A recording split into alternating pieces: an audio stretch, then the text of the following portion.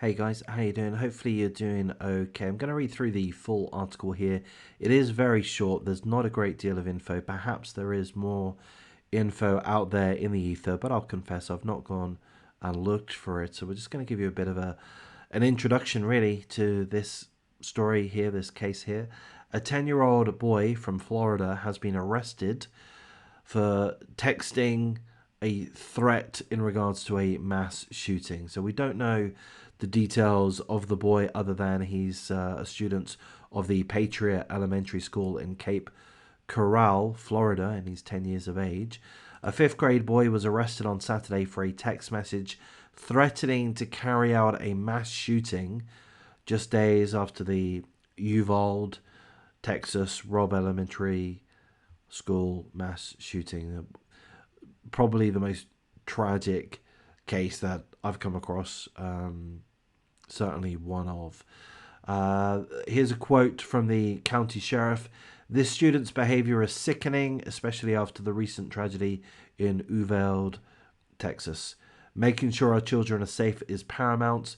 We will have law and order in our schools. My team didn't hesitate for 1 second, not 1 second, to investigate this threat. Right now is not the time to act like a little piece of shit, a little delinquent, is what the sheriff said. It's not funny. This child made a fake threat, and now he's experiencing real consequences. So there's that story. I guess I could ask you, what do you think? Do you think the 10-year-old should be given a pass? He is only 10. It is extremely young. Should he be given a pass? Is this just some kind of misstep? He's trying to be funny, he's trying to be cool, he's trying to play a prank or such. Is this something that he should be forgiven for? I'm presuming that it's not a genuine threat, that he wouldn't be in a position to carry out such a threat, but perhaps I'm wrong. Maybe some of these young kids do have access to guns. In fact, I am wrong, because we've seen other incidences just in the last week of, I think, a 13-year-old girl took a gun to school. So it is possible. It is quite possible. And maybe some of these kids want to be the record holder. They want to be the youngest mass shooter out there, maybe. Are the police being too heavy-handed? Should we be more forgiving for a 10-year-old boy? I mean, we don't know what the boy's going to be faced with, but the police do seem to be taking this seriously.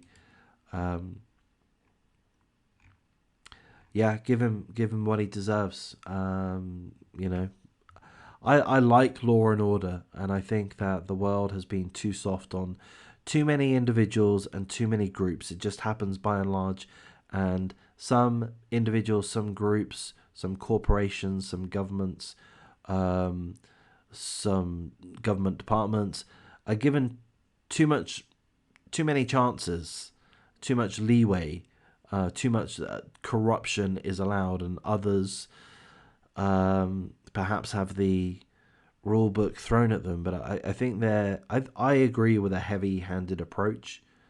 I think a heavy-handed approach to law and order yields results. I mean, that's my presumption. I don't know why I feel that way, but I just feel that being very loosey-goosey and letting people get away with things ends up in situations like this, where people overstep the mark. They do wrong things, inappropriate things, potentially dangerous things.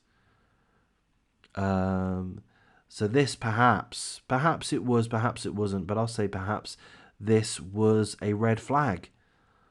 Perhaps this 10-year-old wasn't really intending of carrying out a mass shooting at this point in time, but maybe it's a red flag. Maybe he would have upped the ante at some point down the track. So I think we have to praise the police response for taking this seriously, for not dismissing it, for not thinking, oh, it's a 10-year-old boy, it will perhaps look bad if we arrest him. It's not what the public want. It's not what the parents want.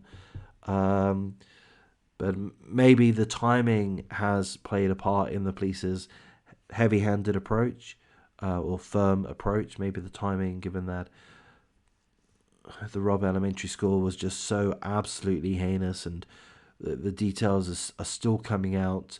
We're still in shock about it at this point in time, and that is going to fade fairly quickly, regrettably. Maybe not regrettably, maybe it just needs to fade. We need to carry on with our lives and focus on other things. It's not going to fade for the parents, of course. I know I've gone on a bit of a ramble there. Has it been worthwhile? If you've got any thoughts of your own, please do chip in the comments. But it seems to me that this is likely a red flag, and it seems to me that this 10-year-old boy has very much put himself on the radar. But more than that, it seems that the police are taking things very, very seriously. I would say rightfully so, and this boy is going to face consequences. Perhaps his parents too. Should I say this? Is this inappropriate? Perhaps his teachers ought to face scrutiny. I don't know. It seems to me that it would make sense to apply quite a lot of resources to this situation, to do an above and beyond investigation, to use this as a learning opportunity to figure out, what kind of other action could have been taken if there are other red flags. Not necessarily to use against the boy, but just to gather more information. But I don't know, maybe that's a silly comment. In any case, this is a situation that happened. A 10-year-old boy wasn't so sweet, wasn't so innocent. He made a threat to carry out a mass shooting, and the police have, I think, arrested him, or certainly they've taken action for sure, and he is facing consequences, although those consequences haven't been spelled out at this point. I'm going to wrap things up here, guys. I might do one more video. Other than that, I'm going to thank you for your time, and take care.